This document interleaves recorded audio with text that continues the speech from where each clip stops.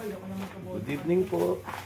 Ako may babaklasin. Babaklasin ko po ito para ibenta ko in parts. Kasi pag binenta ko ng ganito, ako nga po pala yung pulubing vlogger, si Erwin Guadaho.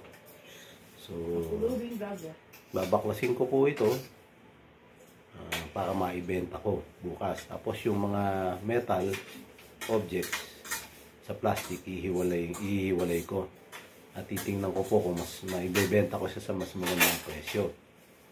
So, isa lamang po ito sa mga proyekto na naiisip ko para makabangon ako, maibangon ko yung pamilya ko dito sa kahirapang pinagdalan ko sa kanila. Anyway, pagkatapos po nito, iaano ko lang po, ano ko kung ano naging resulta. So, hasta luego po at buenas noches po sa inyo. Magkita po tayo ulit.